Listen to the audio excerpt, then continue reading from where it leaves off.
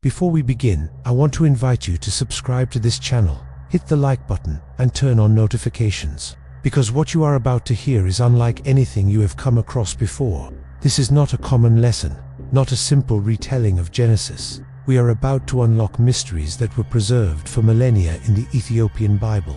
Secrets that speak of what happened before Genesis, before the opening line, before the world we know was even imagined. Stay with me, because, as these truths unfold, you may never see creation in the same way again. The book of Genesis tells us, in the beginning, God created the heavens and the earth.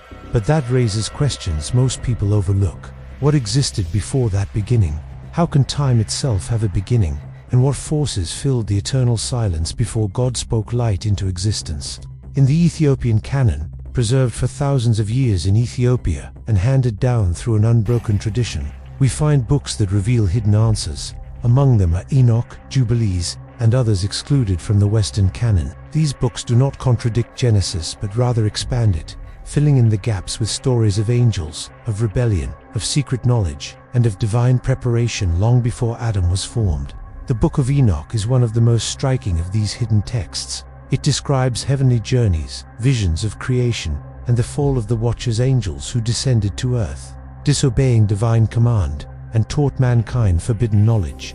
Long before Eden, there was already conflict, a cosmic struggle between obedience and corruption. Light was not the only force moving in eternity. Darkness was already plotting. Genesis gives us the stage. Enoch and Jubilees reveal the backstage, the drama that shaped the opening act. This makes us realize that Genesis is not the beginning of everything. It is merely the beginning of our story.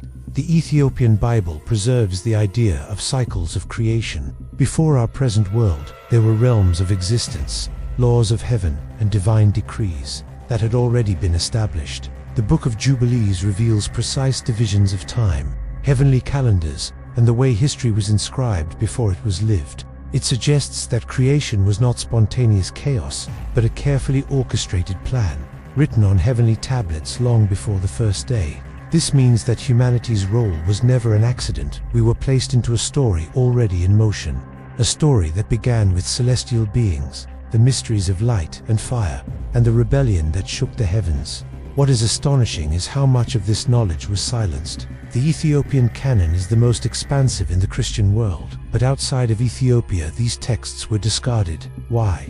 Some argue they were excluded because they did not align with the simplified narrative chosen by later councils. Others believe they were hidden because they revealed too much, that God was not only the creator but also a warrior, a strategist, a being preparing humanity to participate in a cosmic battle.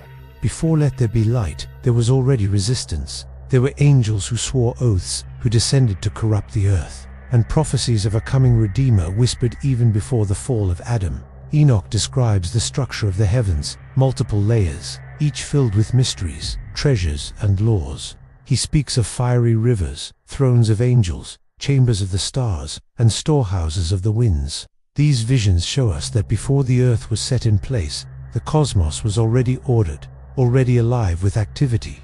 The laws of creation were written first, and then creation unfolded according to that script. When we read this, Genesis takes on a new dimension. The 6 days of creation are no longer the absolute beginning, but a continuation of something much larger. Even the creation of Adam takes on a new light. Genesis says man was formed from dust, but Enoch and Jubilees explain that man received not only the breath of life, but also a fragment of divine wisdom, sealed within him. Adam was not made to be merely a caretaker of Eden, but to hold a role in a cosmic plan that stretched beyond the garden. The forbidden tree, the serpent, the temptation, all of these make more sense when we see them against the backdrop of angelic rebellion and corrupted knowledge. Humanity's fall was not simply disobedience, it was part of a battle that had begun long before. This first layer of exploration shows us that before Genesis, there were already cycles of creation, heavenly laws, rebellions, and prophecies in motion. It reveals that the Ethiopian Bible holds keys to understanding not only the past, but also the true scope of creation itself. And this is only the beginning of what we can uncover. Now that we have set the stage by exploring the hidden world before Genesis, let us go deeper into the revelations of the Ethiopian Bible. The Book of Enoch. describes not only the fall of the Watchers, but also the consequences of their actions. These angels, driven by desire, descended to earth and took human wives, giving birth to the Nephilim, giants of legend, beings of immense strength who corrupted creation.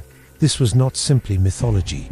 In the Ethiopian canon, it is presented as history, a warning of what happens when the boundaries between heaven and earth are broken. Before Genesis chapter 6 speaks briefly of giants, the Ethiopian texts give us the full story, showing that this corruption began even before the garden was fully established. The fallen angels also taught humanity forbidden arts, metalworking, sorcery, astrology, and weapons of war.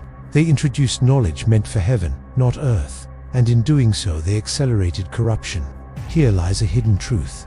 Before Genesis describes humanity's disobedience, evil was already at work. Spread by celestial beings who had abandoned their place, humanity was born into a battlefield, and the very first generations inherited both divine wisdom and forbidden knowledge. This duality explains why the world fell so quickly, why Cain rose against Abel, and why violence filled the earth so soon after creation. The Ethiopian tradition also preserves visions of Enoch being taken into the heavens, where he witnessed the judgment of these fallen angels. He saw the throne of the Almighty, surrounded by fiery seraphim, and heard the decree that the Watchers would be bound until the day of judgment. This shows us that even before humanity sinned, redemption was already in motion. God's plan was not reactive, it was proactive, already prepared for the rebellion of angels and the weakness of mankind. The Messiah, according to these texts, was foreordained before creation itself, a Redeemer destined to appear long before Adam ever fell. The Book of Jubilees goes further by laying out sacred time. It explains how history was divided into jubilees, cycles of 49 years, each carefully structured. This cosmic calendar implies that everything unfolding on earth was already written in heaven. The law, the covenant, and even the coming of Christ were not accidents, they were preordained, woven into the very structure of creation. This view challenges the way most people read Genesis, not as the start of history, but as the unveiling of a story already written.